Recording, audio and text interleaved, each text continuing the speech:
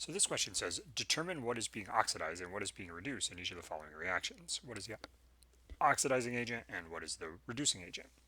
So this reminds us, or we can use our mnemonic device. Leo, the lion, says grr, which is losing electrons is oxidation, gaining electrons is reduction. So if you haven't watched the previous question, that's a good idea to start with that.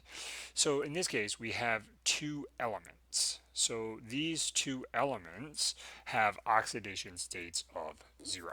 Elements have oxidation states of 0. They kind of look like a 6, but it should be a 0.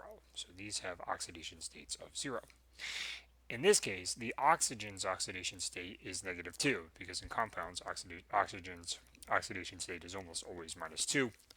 We can consider it as always -2 for the questions we're going to go over here. Then we're going to need to find the oxidation state on sulfur. So sulfur plus 2 times -2 equals 0. Just like in the previous question, the oxidation state on sulfur, the thing we're trying to find, plus 2 oxygens times -2, the oxidation state on oxygen and compounds, equals 0 because this is overall neutral. When you do the math, you find that sulfur is plus 4. So sulfur goes from 0 to plus 4. If something goes from 0 to plus 4, it is losing electrons and it is undergoing oxidation. It is also reducing the other thing. So if it's undergoing oxidation, it's the reducing agent. Okay, now oxygen is going from 0 to -2 as a reduction in charge because it gained electrons.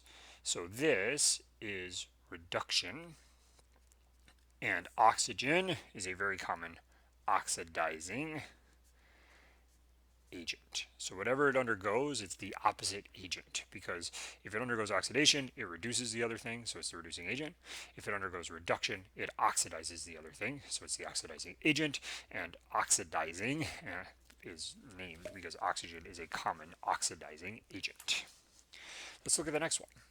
We have silver nitrate plus magnesium yields magnesium nitrate plus 2 silver metals.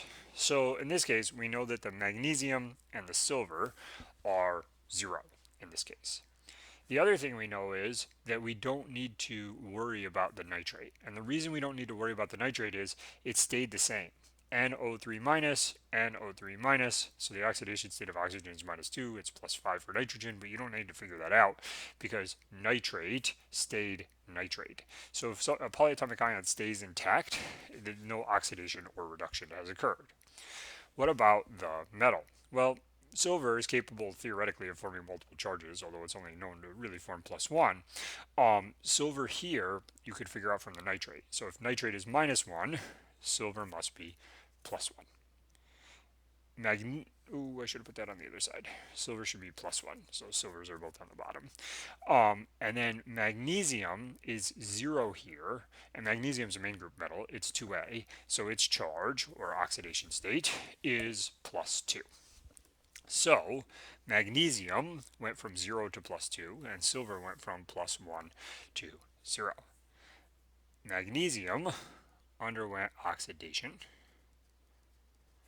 because it has lost 2 electrons here, and therefore it is the reducing agent. Silver went from +1 to 0, so it underwent reduction in charge, or a gain of electrons, and it is the oxidizing agent in these reactions.